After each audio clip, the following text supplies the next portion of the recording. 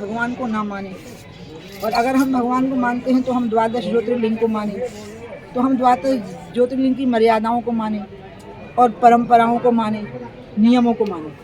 तो नियम के अनुसार जो भगवान ममलेश्वर हैं ये वृषभ राशि के स्वामी हैं, इसलिए यहाँ पर नंदी को हम अपनी दाएं बाजू में करके निकलेंगे, क्योंकि नंदी के हम प्रतिकूल नहीं जाएंगे और फिर हम उनका अभिषेक करेंगे। मैं अटल बिहारी वाजपेयी जब प्रधानमंत्री थे तो मैं उनको लाई थी, क्योंकि वो उनको दिक्कत होती थी मेरी ही तरह चढ़ने उतरने की, तो अकेले मैं ही उनको मंदिर के अंदर तक ले गई थी। तब भी मैंने इसका ध्यान रखा था कि वो ब्रश की राउंड लगा करके ही जाएं।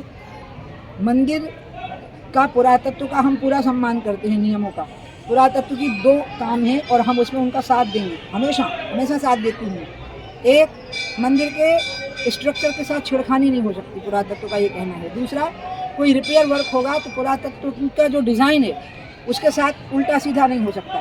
लेकिन इसके अलावा मंदिर में नंदी के दाएं होना कि बाएं होना, और मंदिर की परिक्रमा आधी होना कि पूरी होना, और मंदिर में किस दरवाजे से प्रवेश करना, ये पुजारी और पुरोहित तय करेंगे, ये पुरातत्व विभाग तय नहीं कर सकता। मंदिर का स्ट्रक्चर की रक्षा ये पुरातत्व विभाग का काम है, और मंदिर के नियमों की रक्षा ये पंडित, पुजारियों और पुरोहितों और भगवान के भक्तों का काम है।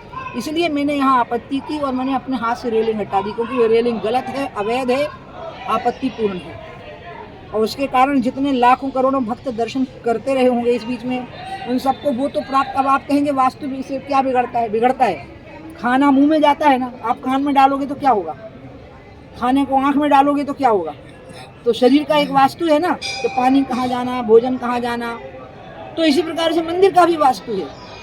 तो जैसे पुरातत्व के साथ हम छेड़खानी नहीं कर सकते हैं, पुरातत्व विभाग हमारे मान्यताओं के साथ छेड़खानी नहीं कर सकता। हम पुरातत्व विभाग के नियमों को मानते हुए ही हम मंदिरों की मर्यादाओं का पालन करेंगे, लेकिन हमारी मर्यादाओं के पालन में वो अड़चन नहीं खड़ी कर सकते। उनको मर्यादाओं का ध्यान रखते हुए ही स्ट्रक्चरों का, अपने स्ट्रक्चरों का प्रोटेक्शन करना, और ये मुझसे बेहतर कोई नहीं कर सकता।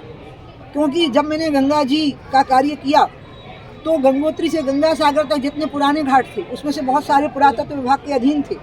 तो हमने कहा बिल्कुल निश्चिंत रहिए, हम आपके साथ बिल्कुल छेड़खानी नहीं करेंगे, आपके जो बनाए हुए नियम हैं, लेकिन हम जो परंपराएं हैं उनका भी उल्लंघन नहीं होने देंगे।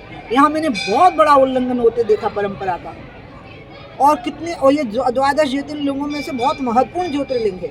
नर्मदा मैया इनकी परिक्रमा करती है, ऊपर जो विराजमान है वो तो पूरे विश्व के स्वामी है, ओमकारेश्वर का जो है, लेकिन ये जो है ये द्वादश ज्योतिर्लिंगों में से